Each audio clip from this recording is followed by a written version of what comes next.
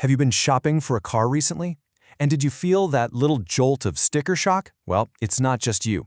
The price of pretty much every new vehicle has been climbing, and a huge part of the reason why is this sort of global economic battle being fought with tariffs.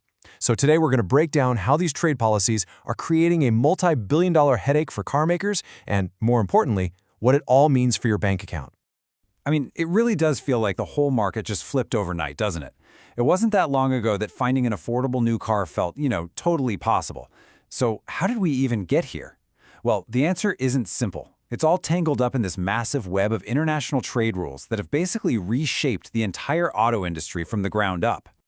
So yeah, it all kicks off with tariffs. But here's the thing. It's not just one simple tax. Oh no, it's a multi-layered system of duties that hits cars and all their little components from every single direction. It's created this incredibly challenging new landscape for everyone who builds or sells a car. Okay, so it's really this trifecta of trade policies that's putting on the pressure. You can think of it like stacking blocks of cost, one on top of the other. First, you've got Section 232. This one hits the absolute foundation of a car, the raw materials like steel and aluminum. Then you layer on Section 301, which targets the more advanced, critical parts like EV batteries. And on top of all of that, you have Section 122, which can apply to a whole range of other global goods. Each one just adds another layer of cost to the final car you see sitting on the lot.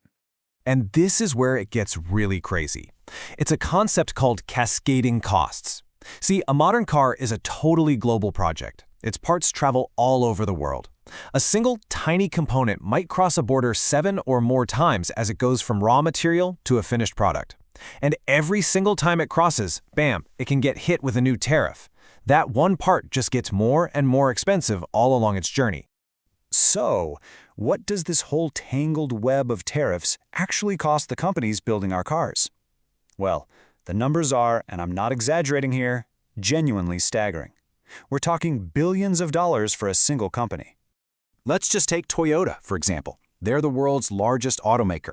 And even with a massive manufacturing presence right here in the US, the company is looking at a potential $9.5 billion hit from US tariffs alone. That is an absolutely massive blow to the bottom line, even for the most efficient car company on the planet. And it's not just the international companies feeling the pain. For an iconic American automaker like Ford, the impact has been just brutal. Tariffs were a major factor in an incredible $11.1 billion net loss in a single quarter. It just shows you how fast these policies can cause some serious financial damage. And yep, it's the same story over at General Motors. They're staring down an estimated tariff bill of around $4 billion for the year. The message here is pretty clear. It doesn't matter if you're a domestic giant or a global leader, there's just no escaping this financial storm. So, faced with these just crippling costs, automakers aren't just sitting around and taking it. No way. They're being forced to completely rethink their entire business, and it's leading to this huge strategic shift across the whole industry. They're basically fighting back with a 4-part survival plan. First up is onshoring. That means investing billions to bring manufacturing back to the US. Then there's something called decontenting. And this is a subtle but really important one for you, the buyer. Features that used to be standard are now becoming paid options. They're also making these huge shifts in their supply chains, trying to source more parts from right here in North America. And when all else fails, they often just have to eat the cost themselves, which means taking a direct hit to their profits. And this right here represents a fundamental change in philosophy. I mean, for decades, the entire auto industry was built on one idea: global sourcing. Go find the lowest possible cost for every single part, wherever it is in the world. Now, the game has totally changed. The focus is on regional sourcing, mostly just to avoid tariffs. It's a complete 180 from how global supply chains are supposed to work. So all these corporate strategies, right? The billion-dollar losses, the supply chain shifts, it all eventually funnels down to one place: your wallet. This is where the policy really hits the pavement. Industry analysts like Tyson Jomini are starting to ask the really critical question. With all these costs piling up, is the industry accidentally pricing the average American completely out of the new car market? And the numbers? Well, they really tell the story. The average price for a new car just soared to a record high of nearly $50,000 in January of 2026. I mean, wow.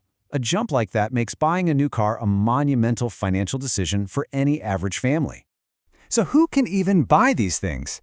These high prices are completely changing the customer base for a new car. You can see it right here.